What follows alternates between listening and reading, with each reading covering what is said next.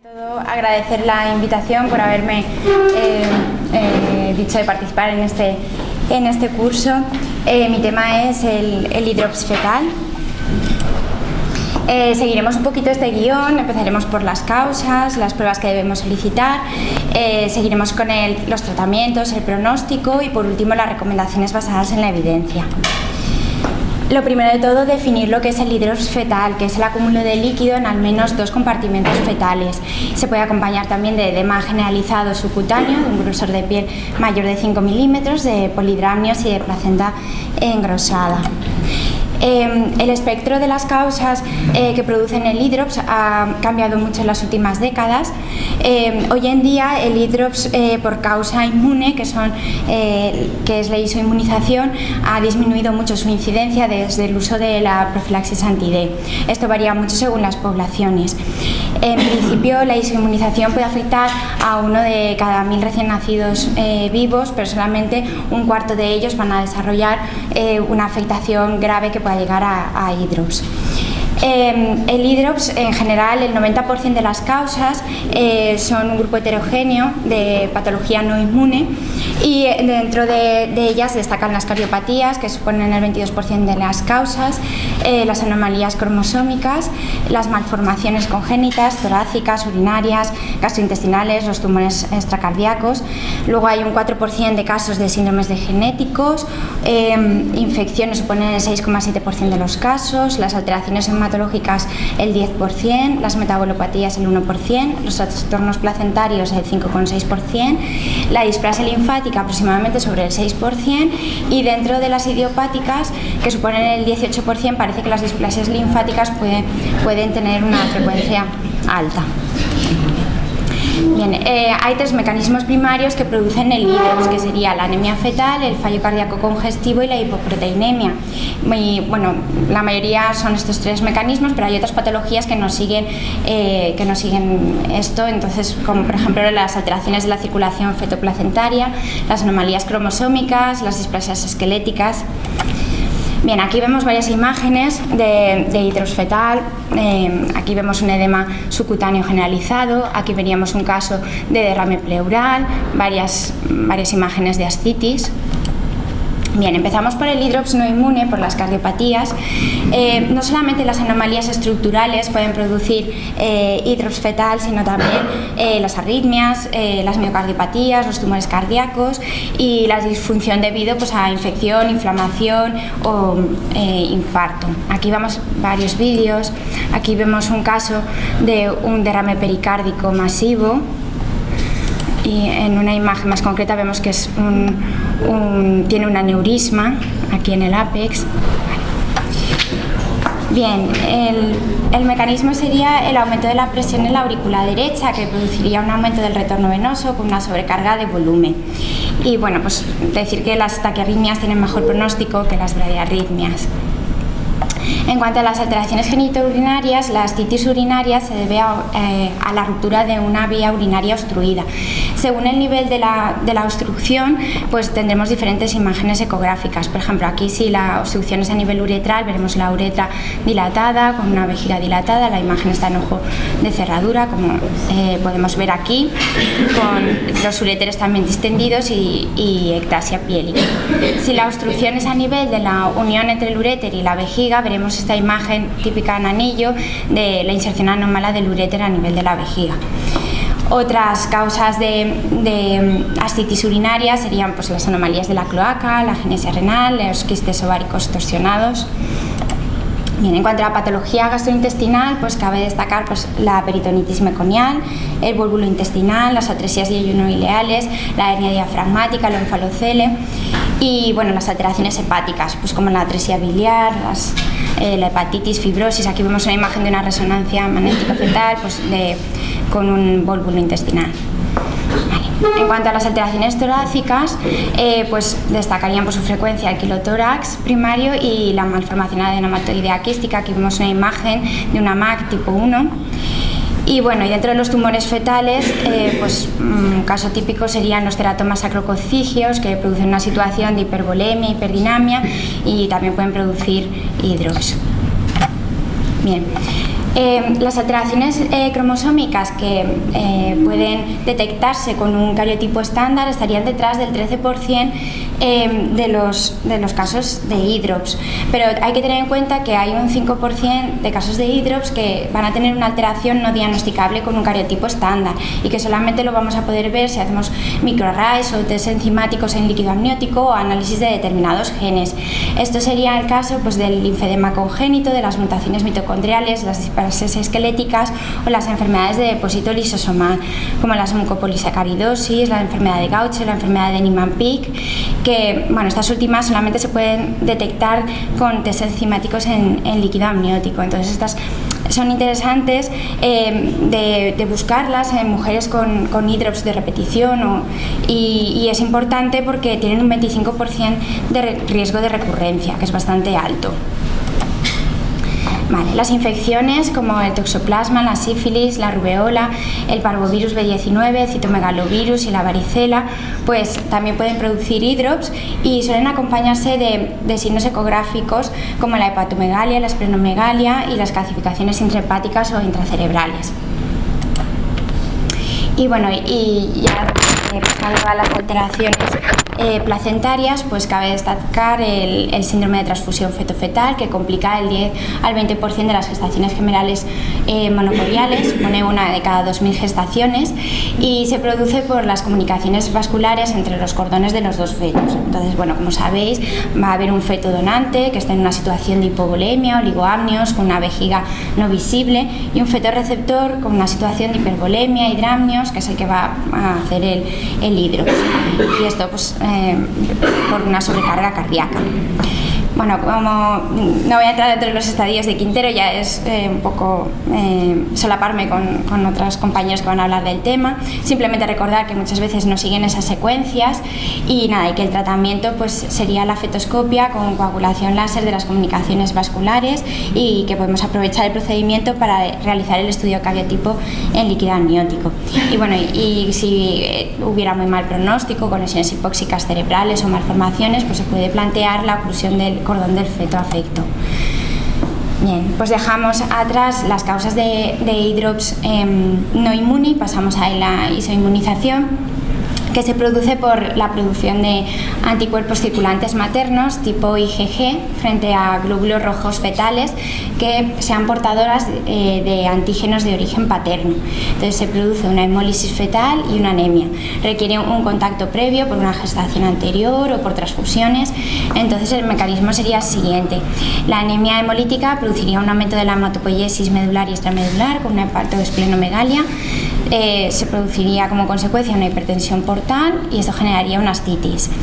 Por otro lado, la anemia hemolítica puede producir una hipoxia con daño endotelial que va a contribuir al edema subcutáneo y también la anemia pues, va a generar el fallo cardíaco congestivo que llevará también a más edema. Y por otro lado, pues, la anemia hemolítica va a generar una hiperbilirrubinemia que produzca el daño en el sistema nervioso central. Dentro de los antígenos que pueden producir enfermedad hemolítica, que hay más de 90, pues caben destacar los del sistema RH, el antígeno D sería el más importante de todos ellos. El sistema B0 produce la isoinmunización más frecuente, pero esta no va a causar anemia fetal. No es detectable con CUMS indirecto, mientras que la del sistema RH sí que es detectable con el CUMS indirecto y va a afectar al 0,5-0,4% de los neonatos. De ellos, la mitad va a ser un grado leve, el 25% va a ser una afectación moderada y el otro 25% va a ser una afectación grave. Detrás del 90% de las enfermedades hemolíticas perinatales va a estar el antígeno D. La isoinmunización no AB0 no RH está presentando ahora un aumento relativo de su frecuencia y bueno, la Lewis es la más frecuente pero no produce anemia y la Antiquel es la más grave. Y más o menos el punto de corte para valorar el riesgo de anemia fetal sería más de 1 de 16 de anticuerpos irregulares. Vale, entonces el seguimiento ecográfico será diferente según el tipo de anticuerpo que tenga, dependiendo también de la historia obstétrica de la mujer, de haber presentado hijos afectos o no, de la titulación y de la velocidad de pico sistólico de la arteria cerebral media. Entonces, de acuerdo con eso, pues haremos controles semanales o cada 2-4 semanas. Y se ha visto una correlación muy buena entre los niveles de la hemoglobina y la velocidad sanguínea cerebral en todas las edades gestacionales, salvo a partir de la semana 35.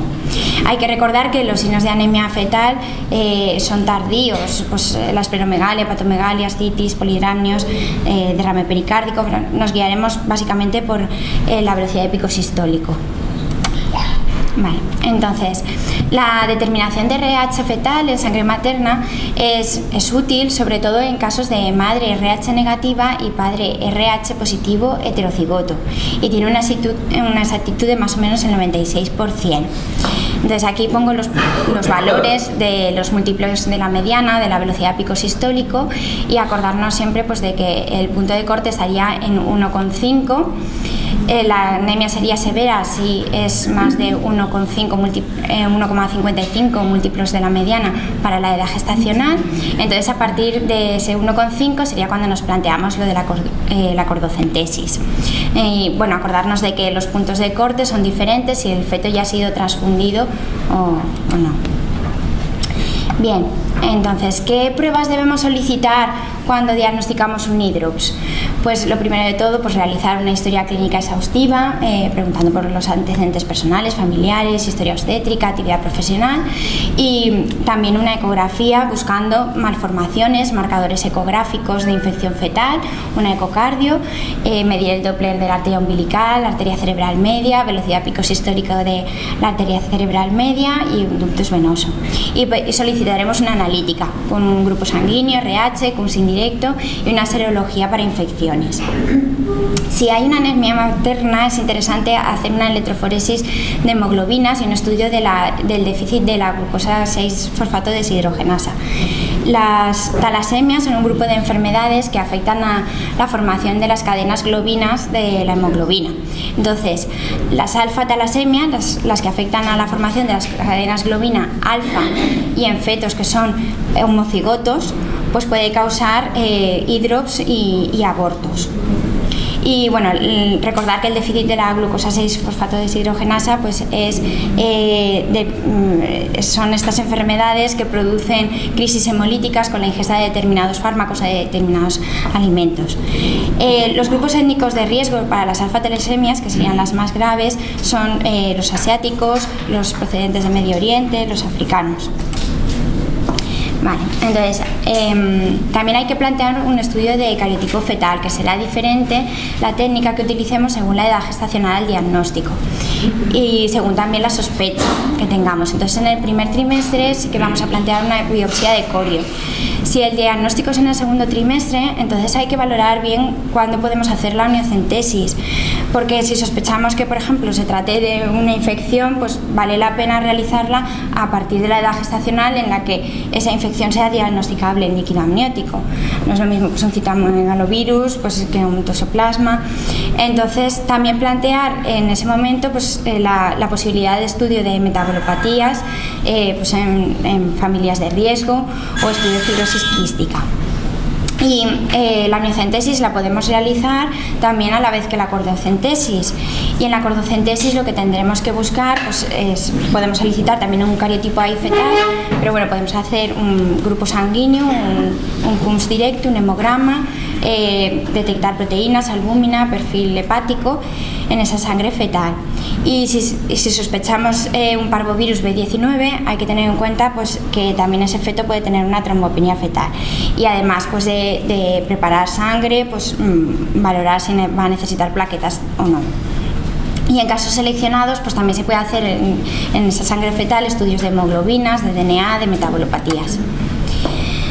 Bien, el pronóstico en general va a depender muchísimo de la etiología, pero a pesar del diagnóstico y del tratamiento va a ser humano, va a tener un 40-50% de mortalidad.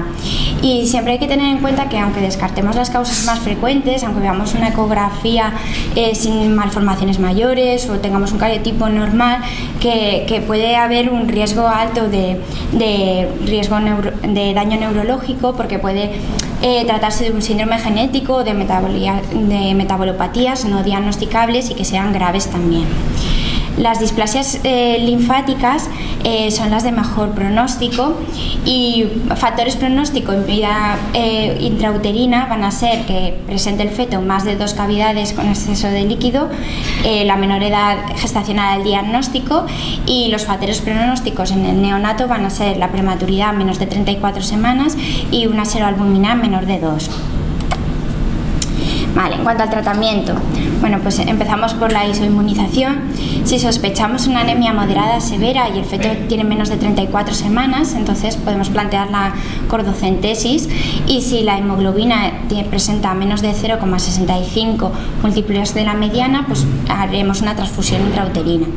En general es un procedimiento seguro, con una supervivencia de más del 90% en fetos no hidrópicos y del 80% en fetos hidrópicos. Y nada, lo más importante es prevenir la inmunización, que es con el uso de la profilaxis anti-D.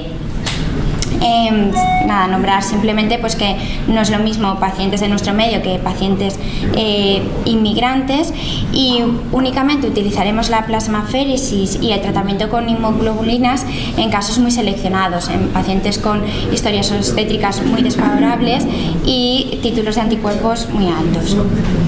Y otras patologías que se pueden beneficiar de transfusiones intrauterinas serían la infección por parvovirus B19 y las afecciones hematológicas fetales. Bien, nombrar por encima la transfusión fetofetal, que el tratamiento sería la coagulación de las comunicaciones vasculares mediante fetoscopia, y el hidrops puede ser reversible en estos casos. Y bueno, y respecto a la punción de diferentes cavidades fetales, pues no solamente serían terapéuticas, sino también diagnósticas, porque podemos realizar un estudio de ese líquido y ver ahí pues los linfocitos, los triglicéridos, las proteínas, la albúmina, y el perfil lipídico va a ser útil sobre todo para el diagnóstico de la displasia linfática.